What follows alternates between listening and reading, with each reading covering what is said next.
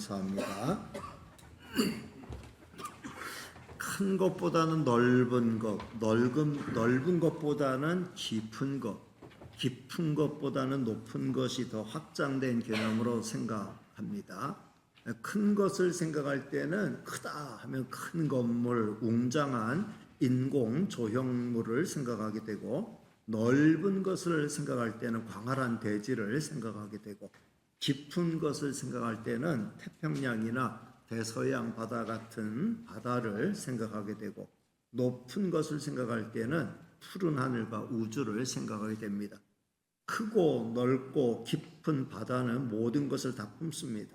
모든 대륙에서 쏟아져 들어오는 모든 강물을 품습니다. 비교적 깨끗한 강물도 흘러들어오고 개발도상국의 오염된 강물도 흘러들어옵니다.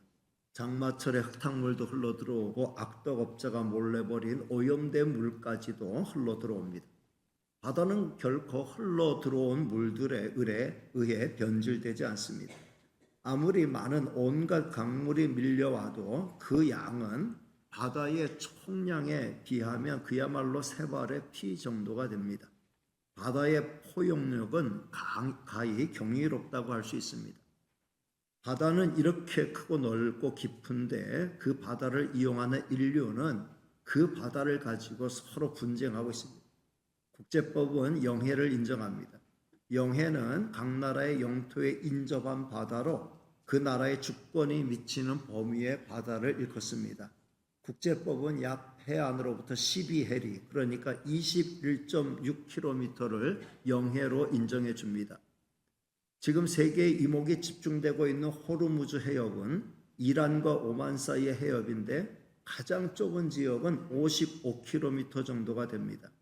양국의 영해를 인정하고도 10km가 넘는 범위가 항해의 자유가 인정되는 곳입니다. 그런데 그곳까지 자기의 통제권 아래 두려고 분쟁하고 있습니다.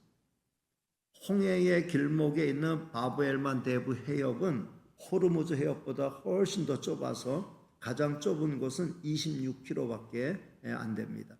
그러니까 이곳은 정상적인 의미의 영해가 인정되는 곳이 아닙니다. 그런데 이런 바다를 두고 서로 끊임없이 으르렁거리고 있습니다. 합리적인 대화가 안 되니 누가 봐도 억지를 부리는 것입니다. 이 시점에서 바다의 넓고 크고 깊음을 생각해 봅니다. 사람의 마음이 조금이라도 바다를 닮는다면 얼마나 좋을까요? 넓고 깊은 마음으로 서로를 이해하고 품어주고 같이 갈 수 있으면 얼마나 좋을까요? 코앞만 보고 나가지 말고 더 멀리 보고 나가면 얼마나 좋을까요? 바다의 크고 넓고 깊은 것보다 더 확장된 것이 하늘이죠. 하늘은 끝없이 높습니다. 우주는 끝이 없습니다. 우리 하나님은 땅과 바다는 물론이고 저 끝없는 하늘과 우주를 만드셨습니다. 그러니 우리 하나님은 하늘보다 높이 계십니다. 우리는 그 하나님을 나의 아버지 하나님으로 나의 주 예수 그리스도로 모시고 사는 성도입니다. 성도 여러분, 하나님의 자녀인 우리가 조금이라도 하나님의 마음을 닮아가면 좋겠습니다. 넓고 깊고 넓은 것은 감히 꿈꾸지 못한다고 하더라도 지금보다는 조금 더 크고 넉넉한 마음을 품고 살면 좋겠습니다. 다른 사람이 변하기를 바라기보다는 우리가 내가 먼저 변하면 좋겠어요. 당장의 행동으로 변하기 힘들면 마음부터 자꾸 바꿔가도록 노력하면 좋겠습니다. 그렇게 우리 마음이 점점 더 커갈 수 있게 되기를 주님의 이름으로 축복합니다. 다윗은 오랜 고난을 통해 그 마음의 그릇이 점점 더 커갔습니다. 모진 고난이 사람을 망가뜨리는 경우, 고난을 겪다 보면 사람이 그냥 망가지고 찌그러지고 이그러지고 모나고 엉망으로 바뀔 수 있어요. 고난은 그만큼 힘들고 어려운 거죠. 근데 같은 모진 고난을 슬기롭게 극복한 사람들은 다 크고 훌륭한 사람들이 되었습니다. 다윗이 그런 거죠. 다윗은 시련의 과정을 겪으면 겪을수록 통과하면 통과할수록 옹졸한 사람으로 찌그러진 게 아니라 가슴이 넓은 사람으로 바뀌었습니다. 고난을 통해 망가지는 사람이 있고 고난을 통해 더 커지는 사람이 있다고 하는 그 차이는 어디에 있을까요? 다윗의 특별한 점은 무엇이었을까요? 그가 남다른 성품의 소유자여서 그랬을까요? 저는 그렇게 보지 않습니다. 제가 다윗을 관찰하면서 특별하게 깨닫는 것은 다윗은 철저히 하나님과 연결된 사람이었다는 거죠. 그는 그 어떤 환경에서도 끝없이 하나님을 붙들었습니다. 하나님 찾았어요. 시련이 찾아왔을 때 부르짖어 기도했고 문제가 해결되었을 때는 감사와 찬미로 영광을 올려드렸습니다. 그러니까 다윗은 철저히 하나님과의 관계 속에서 모든 시련을 극복하면서 그 성격이 괴팍해진 게 아니라 더 성숙해질 수 있었던 것이죠. 성도 여러분, 연약한 우리는 항상 하나님과 연결이 될 때에 바르게 되고 점점 더 성장할 수 있습니다. 하나님 말씀 묵상하고 어렵고 힘들 때 기도하고 기쁘고 즐거울 때 찬송으로 하나님을 가까이 하는 저와 여러분 다 되시기를 주님의 이름으로 축복합니다. 그렇게 다윗을 죽이려고 혈안이 되었던 사울왕은 결국 블레셋과의 전쟁에서 목숨을 잃게 됩니다. 일반적으로 구약 성경의 블레셋이 지금의 팔레스타인과는 연관성이 없다는 것이 정설로 여겨지고 있습니다. 오랜 수천 년의 역사가 바뀌면서 그곳에 사는 주민들이 바뀌었다는 거죠. 그래서 그 옛날에 블레셋 사람들이 지금의 팔레스타인 사람은 아니라고 하는 것이 정설로 여겨지고 있습니다. 그런데 저는 아무리 생각해 봐도 연관이 없을 수 없다 이렇게 생각이 돼요. 왜냐하면 제가 생각하는 가장 중요한 이유는 지역이 같기 때문에 그래요. 흔히 팔레스타인 거주 지역은 가자 지역이거든요. 가자 지역은 이스라엘 서남부 지중해 연안 해변이에요. 거기에 블레셋 5방백이 살고 있어요. 한번 그 지도 한번 띄워줘 보실래요? 예, 보면 지금 왼쪽이 저 지중해고 그 이스라엘 해안이 있는데 해안 아래쪽에 보면은 해안 아래쪽 이집트와의 그 경계선의 왼쪽 지중해 해안 왼쪽 맨 아래 거기가 가자지구예요. 거기가 조금 이스라엘 땅도 작지만 가자지구는 그 구퉁이 조금 있어요. 거기서 지금 온갖 전쟁이 벌어지고 있는 거죠. 거기가 블레셋 5방백이 거주하던 지역입니다. 여러분, 아무리 제국이 바뀌고 나라가 바뀌고 정권이 바뀌어도 그 땅에 뿌리 내리고 사는 사람들은 웬만하면 바꾸지 않아요. 도무지 살 수 없어서 집단 이주할 수는 있어도 거기 뿌리를 내리고 조상 대대로 물려받은 땅에서 그냥 거기 뿌리 박고 사는 게 인간 역사의 그 모습이에요.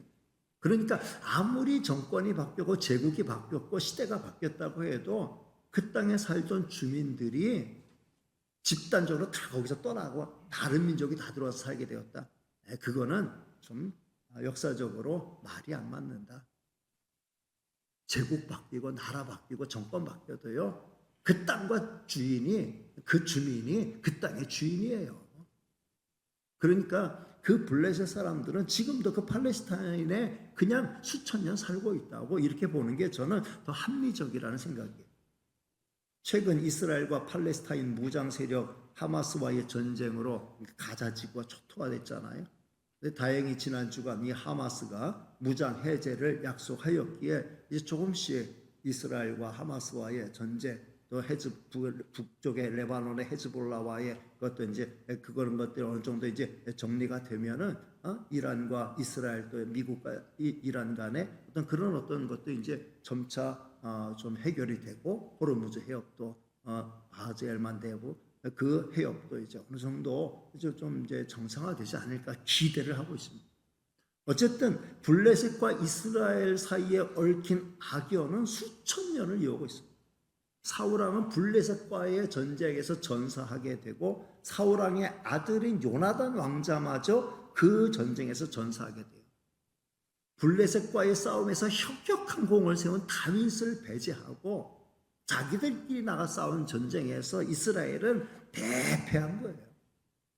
성도 여러분, 이 사울 왕이 한 행동을 보면 이게 얼마나 멍청한 짓입니까? 이게 얼마나 미련한 짓.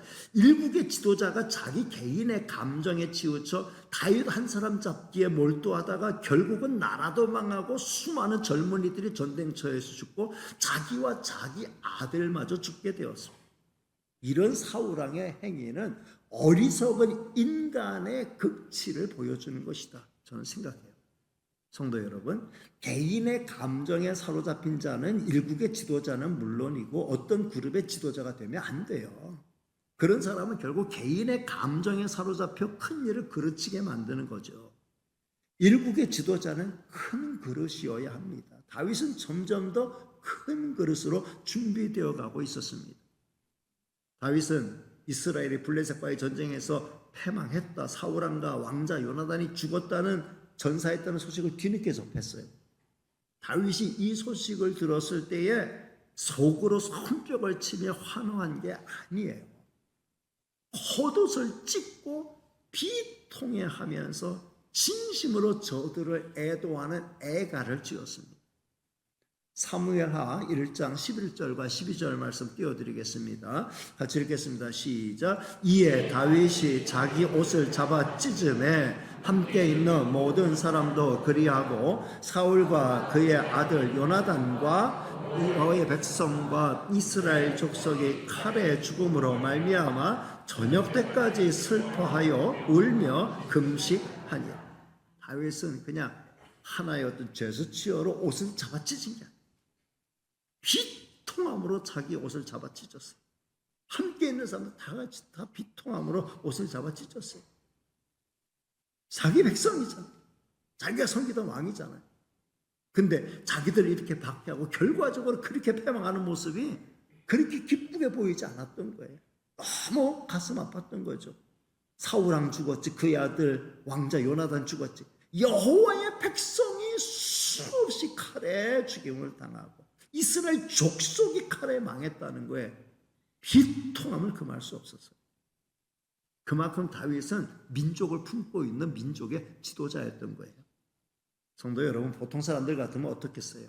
손뼉 치며 환호성제, 잘 됐다, 나 빼놓고 하더니 잘 망했다, 그렇게 하지 않았겠습니까? 그러나 다윗은 그런 행동을 일절 보이지 않았어요. 진정 왕의 죽음을 애도하고 무엇보다 절친인 요나단 왕자의 죽음을 크게 애도했습니다. 다윗의 마음이 진심이었다는 것, 그가 지은 애가를 보면은 충분히 엿볼 수 있습니다. 다윗은 어떤 연유에서든 이 사울 왕을 죽이는데 일조했다고 말하는 이 아말렉 청년을 처단했어요.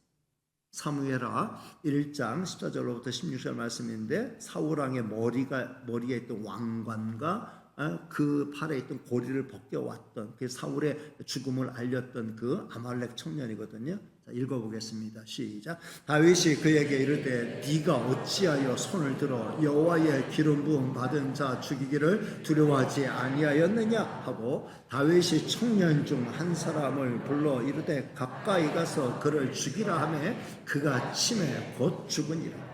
다윗이 그에게 이르기를 내 피가 내 머리로 돌아갈지어다 내 입이 내게 대하여 증언하기를 내가 여호와의 기름 부음 받은 자를 죽였노라 하미니라 하였더라. 보통 사람들 같으면 정적의 죽음을 알려주고 그 확증을 가져온 자들에게 큰 상을 내렸을 수 있어요. 아말렉 청년도 그런 기대를 가지고 다윗을 찾아왔을 것입니다. 그러나 다윗은 보통 사람들과는 정반대 행동을 보인 거죠. 다윗은 이후 자신의 거취에 대하여 이제 어떻게 하면 좋을까요? 하나님의 인도를 구했습니다. 오늘 본문 1절 말씀 다시 읽어보겠습니다. 시작. 그 후에 다윗이 여호와께 여쭈아뢰되 내가 유다 한 성읍으로 올라가리이까? 여호와께서 이르시되 올라가라. 다윗이 아뢰되 어디로 가리이까? 이르시되 헤브론으로 갈지니라. 다윗은 구체적으로 묻고 또 묻고 유다의 한 성읍으로 올라가리이까? 올라가라. 어디로 가면 좋겠어? 헤브론 산지로 가라. 헤브론 산지는 예루살렘, 나중에 이제 예루살렘이 되는 그 일대의 산악지대를 말합니다. 요새죠. 다윗이 거기에 이제 근거지를 마련할 것을 하나님이 지시한 거예요. 다윗은 먼저 올라가야 할지 말지를 먼저 물었고 그 다음에는 어디로 올라가야 할지를 구체적으로 물었습니다. 다윗은 자기의 판단이야. 지금 올라갈 때다. 자기의 판단에 의해서 움직이지 않아. 철저히 하나님의 뜻을 구했고 하나님의 인도를 구했습니다. 그리고 하나님의 뜻이 분명했을 때 다윗은 즉각적으로 순종했죠. 2절과 3절 말씀 읽어보겠습니다. 시작. 다윗이 그의 두 아내 이스라엘 여인 아히노함과 갈멜 사람 나발의 아내였던 아비가일을 데리고 그리로 올라갈 때에 또 자기와 함께한 추종자들과 그들의 가족들을 다윗이 다 데리고 올라가서 헤브론 각 성읍에 살게 하니라. 하나님의 결정과 지시가 떨어지자 다윗은 더는 따져 묻지 않았습니다. 하나님의 뜻이 분명할진데 우리가 할 일은 즉각적으로 순종하는 거죠. 다윗은 그렇게 했던 거예요. 다윗 가족과 그 일행이 헤브론에 정착하게 되자 다윗이 속한 그 일대의 유다 지파 사람들이 다윗에게로 몰려와서 다윗을 유다 지파의 왕으로 옹립하게 되죠. 4절 앞부분 말씀 같이 읽겠습니다. 시작. 유다 사람들이 와서 거기서 다윗에게 기름을 부어 유다 족속의 왕으로 삼았더라. 성도 여러분, 다윗은 스스로 왕이 되기 위해 고집 부리지 않았어요. 조급함을 나타내지 않았어요. 기름 부음 받은 지가 몇 년인데 내가 왜 여태 이러고 있어? 내가 진짜 이스라엘의 왕이 될 건 맞는 것인가? 의심하지 않았어요. 자기 힘으로 쟁취하려고 하지 않았어요. 권력욕에 사로잡힌 사람이 아니었어요. 다윗은 본인의 의지에 의해서가 아니라 시대의 필요에 따라서 무엇보다 하나님의 필요에 따라서 왕으로 세움을 입게 된 거죠. 다윗은 어떠한 야욕도 부리지 않았습니다. 단지 하나님의 뜻을 따르는 것에 가장 큰 비중을 두었던 거죠. 성도 여러분, 하나님은 지금도 이런 사람을 찾으시고 이런 사람을 하나님의 뜻을 이루는 큰 그릇으로 사용할 줄로 믿습니다. 사이비 사욕에 사로잡히지 말고 개인의 감정에 치우치지 않는 이런 사람이 하나님의 뜻 이루기에 합당한 사람이라고 볼 수 있습니다. 오늘 본문에는 다윗이 얼마나 큰 그릇의 사람이었는가를 알게 하는 대목이 또 있어요. 이어지는 말씀인데 이 다윗의 신하 한 사람이 다윗 왕에게 이렇게 보고하는 거예요. 사울 왕을 장사한 사람들은 길르앗 야베스 사람들입니다. 이렇게 보고했어요. 이 보고는 두 가지 뉘앙스를 갖고 있잖아요. 하나는 저들이 이렇게 좋은 일을 했습니다. 저들을 좀 상내려야 되지 않겠습니까? 라고 하는 긍정의 의미가 있는가 하면 또 하나는 사울 왕을 장사 지낸 사람. 그거는 사울에게 충성하는 사람들이거든요. 사울은 다윗을 아주 가장 큰 정적으로 여겼기 때문에 어떻게 보면 다윗에게 가장 위협이 될 수 있는 사람들이 길르앗 야베스 사람들, 그 사람들이 사울 왕을 장사 지냈다. 그러니까 저들을 조심해야 됩니다. 이런 말로도 이해할 수 있는 거죠. 이 길르앗 야베스 사람들과 사울 왕과의 인연은 사무엘상 11장에 나오는데 이런 인연이죠. 사울이 이제 기름 부음 받고 이스라엘의 왕으로 이제 일단 그렇게 임명은 되었지만 왕직을 정식으로 수행하기 이전이에요. 그런데 이 길르앗 야베스는 아까 이스라엘 지도를 보면은 갈릴리 호수가 있고 요단강이 쭉 흘러내리고 그 밑에 사해 바다가 있거든요. 근데 이 갈릴리 호수 동쪽, 요단강 동쪽 편이 길르앗 야베스 땅이에요. 지금은 요르단 땅이죠. 근데 그 북쪽에 있는 이제 아람 군대가 아람 왕 나하스가 이 길르앗 야베스를 침략해 온 거예요. 그들을 압제하면서 괴롭히니까 이 길르앗 야베스 사람들이 우리가 당신들에게 조공바치고 당신들을 섬기겠습니다. 그렇게 이야기한 거예요. 그랬더니 이 나하스 왕이 뭐라고 요구하는 거냐면은 너희들의 다 오른쪽 눈을 빼라. 너희들 오른쪽 눈을 다 빼면은 우리가 너희를 정식으로 다 살려주고 우리의 종으로 삼겠다. 오른쪽 눈 다 빼면은 종으로 살려주고 너희 가족 지켜주겠다. 이야기 들으니까 네 그렇게 하겠습니다. 할 사람이 어디 있어요? 길르앗 사람이 기겁을 하면서 우리에게 일주일 말미를 주십시오. 7일 동안 말미를 주시면 우리가 뭐 살 길을 알아보겠습니다. 이스라엘 이제 요단 서편에 있는 이스라엘 본진에 이야기해서 우리를 구원해 줄 자가 있으면은 우리가 당신들 말 안 들을 거고 아무도 우리를 구원하러 나서는 사람 없으면은 우리가 그렇게 할 수밖에 없지요. 그런 거예요. 그리고 그 사실을 요단강 서편에 있는 사울 왕에게 알린 거죠. 사울 왕이 그 얘기를 들었을 때 속이 뒤집어, 성령이 역사하면서 그러면서 거룩한 의분이 일어난 거예요. 그리고 자기가 그때 밭을 갈고 있었는데 소 2마리로 밭을 갈고 있었는데 소 2마리를 그 자리에서 다 죽이고 각을 떴어요. 그리고 그걸 이스라엘 12지파에 다 나눠주면서 이제 다 전쟁하러 모여라. 내가 소집한다. 사울 왕이 소집한 거야. 누구든지 이 말 안 들으면은 이 소처럼 너희들의 소가 다 이렇게 찢어 밝혀질 것이다. 이스라엘 군대가 한 30만 정도 모였어요. 어마어마한 군대가 급조된 거죠. 그래가지고 이 길르앗 야베스에 있는 이 사람들을 구원하기 위해서 요단강 건너가가지고 이 아람 군대와 전쟁을 합니다. 그 전쟁에서 이스라엘이 대승을 하게 되죠. 길르앗 야베스 사람들 구원을 받은 거예요. 길르앗 야베스 사람들에게 있어서는 사울 왕은 자기들의 생명의 은인이에요. 그러니까 이들은 사울 왕에게 충성할 수밖에 없죠. 근데 그 사울 왕이 죽은 거예요. 그리고 블레셋 성벽에 그 시체가 박혀 있어요. 길르앗 야베스의 청년들 중에 기민한 사람들이 그 사울의 시신을 수습해 가지고 장사 지내준 이런 인연이 있는 거죠.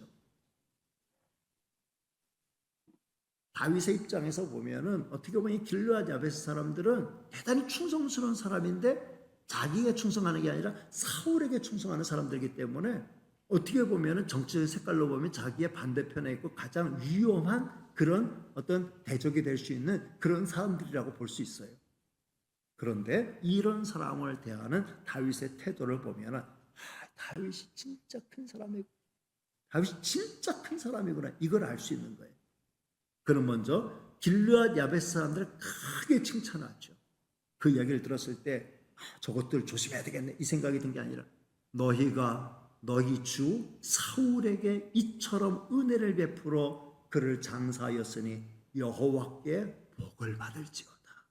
아니 정말 하나님께 복 받을 만한 의리 있는 행동을 한 충성스러운 백성들이다. 다윗이 그들을 축복해요. 그리고 난 다음 그들에게 이렇게 약속합니다. 너희가 이 일을 하였으니 이제 여호와께서 은혜와 진리로 너희에게 베푸시기를 원하고 나는 하나님 섬기는 사람인데 하나님께서 너희들의 그 행동을 의롭게 보시고 너희의 행위에 대하여 은혜와 진리로 너희에게 베풀어 주시고 나도 이 선한 일을 너희가 이 선한 일을 했기 때문에 이것에 대해서 나도 갚을 것이다. 나도 갚아줄 것이다. 너희는 한 사람을 위한 게 아니라 이스라엘 민족을 위한 일을 한 것이다. 내가 이스라엘의 왕으로서 너희에게 이 행한 일에 대하여서 이 선한 일에 대해서 그에 상응하는 내가 보답을 할 것이다. 이걸 약속하는 거예요.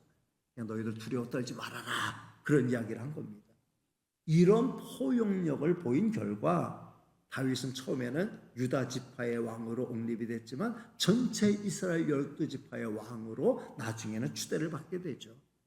다윗은 그야말로 큰 강과 같다. 큰 바다와 같았습니다. 다윗은 사울왕과 달리 정적을 정적으로 대하지 않았어요. 정적도 자기 편으로 만들었습니다.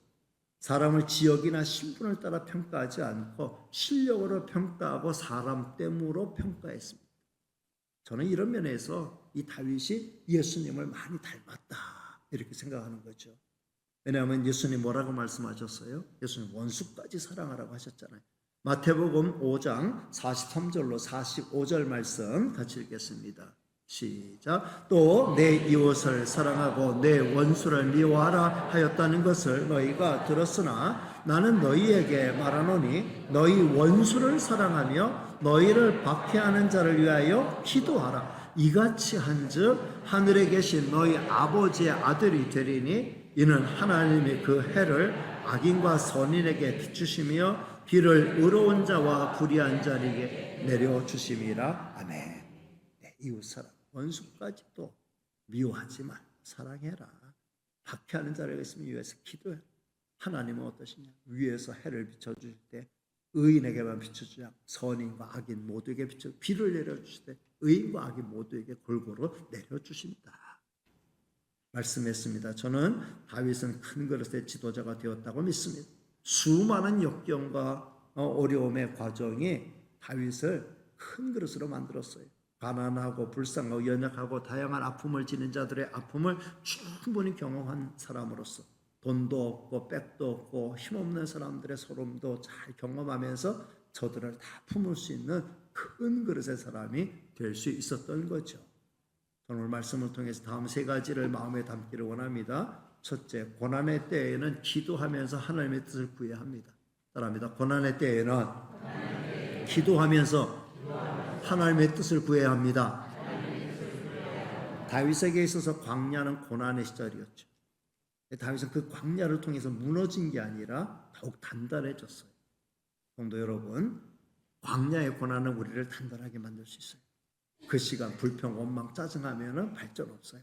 하나님 붙들고 기도하고 하나님 의지하고 이 고난의 뜻이 뭔가를 생각할 때 하나님 그걸 딛고 일어설 수 있도록 만들어 주시는 줄로 믿습니다. 광야를 지나며라는 찬양, 지난 주일 예배 2부 예배 전에 우리 찬양팀이 부르는데 그 가사가 특별히 가슴에 팍팍 와닿더라고요. 오늘 이제 헌금 특송할 때 우리 홍순달 집사님도 광야를 지나며 찬양을 색소폰으로 연주하게 되는데 그 가사가 정말 마음에 와닿아요. 왜 나를 깊은 어둠 속에 홀로 두시는지, 어두운 밤은 왜 그리 길었는지, 나를 고독하게 나를 낮아지게 세상 어디에 기댈 곳 없게 하셨네. 광야에 서 있는 주님만 내 도움 되시고 주님만 내 빛이 되시는 주님만 내 친구 되시는 광야. 주님 손 놓고는 단 하루도 살 수 없는 것 광야에 서 있는 왜 나를 깊은 어둠 속에 홀로 두시는지, 어두운 밤은 왜 그리 길었는지, 나를 고독하게 나를 낮아지게 세상 어디에 기댈 곳 없게 하셨네. 광야에 서 있는 주님만 내 도움 되시고 주님만 내 빛이 되시는 주님만 내 친구 되시는 광야. 주님 손 놓고는 단 하루도 살 수 없는 곳 광야. 주께서 나를 사용하시려 나를 더 정결케 하시려 나를 택하여 보내신 그곳 광야. 성령이 내 영을 다시 태어나게 하는 곳 광야에 서 있는 내 자아가 산산이 깨지고 높아지려 했던 내 꿈도 주님 앞에 내어놓고 오직 주님 뜻만 이루어지길 나를 통해 주님만 드러나시기를 광야를 지나. 이런 찬양 정말 이 가사가 얼마나 귀합니까? 이 다윗의 고백이고 정말 시련을 승화시켰던 모든 거룩한 성도들의 고백이에요.